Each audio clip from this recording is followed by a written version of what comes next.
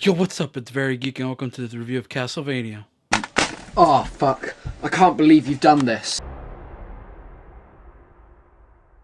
October's finally over, so that means I can step away from all the horror-based stuff and step into some other territories like anime. For example, this review is going to be covering the 2 seasons that are on Netflix right now of Castlevania. Castlevania is an anime adaptation made by Netflix based on the video game of the same name. Now, in the video games, you're always following the Belmont family, Trevor, Simon, and Richter, or many others.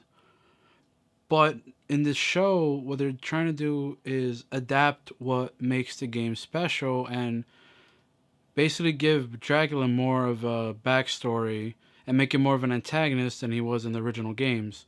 So essentially, this story in the anime adaptation is Dracula's story. Dracula, funny enough, is the main character of both seasons, as the first episode establishes why he is the way he is and gives a motivation to his character rather than him just being an evil vampire.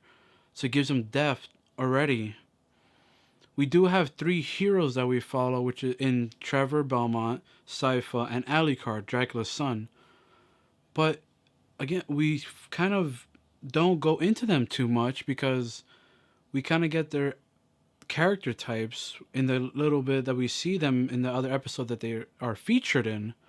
So the story mainly concentrates on Dracula's decision to wipe out humanity and his reasons for doing it, which gives the show a more compelling edge rather than just making it being, oh, this group of heroes gotta go to this castle and kill Dracula. That's it.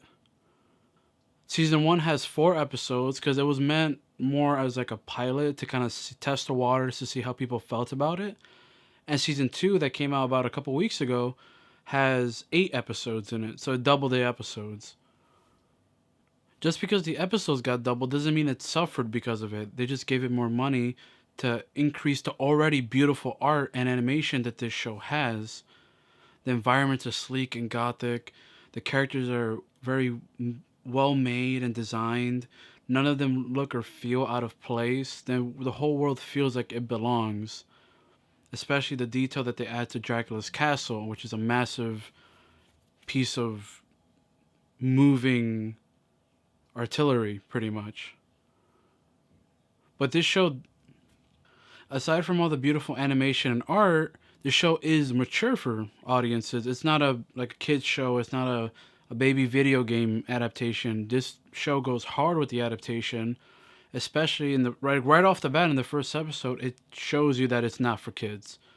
They curse. There's no nudity, but there is also a lot of blood. So trust me, this is not for kids.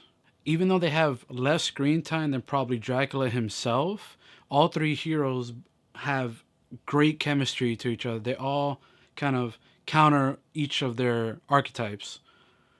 Trevor is like the kind of drunk, kind of asshole type. Sypha is kind of like innocent, pure, but not dumb kind of girl. And she's also a witch, so that's really cool.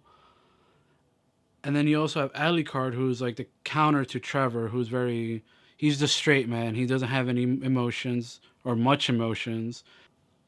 All in all, I guess my final opinions on it is that it's a show that you have to watch.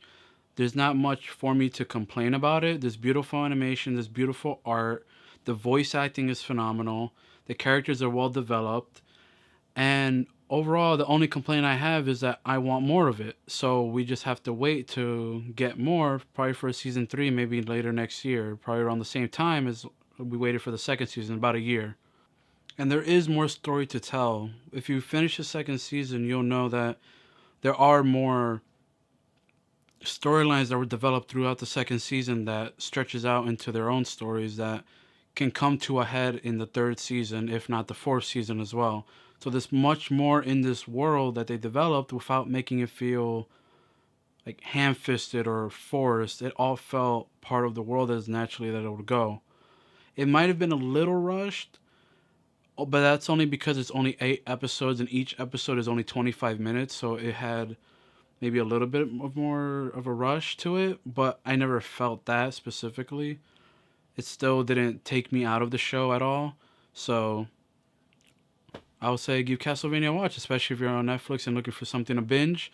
And if you're into anime as well, it's great animation, great art, and great voice acting. So if you're into anime stuff like Dragon Ball Z, Naruto, whatever, it's definitely one you should definitely check out. Because you'll binge it in like one day, like half a day maybe.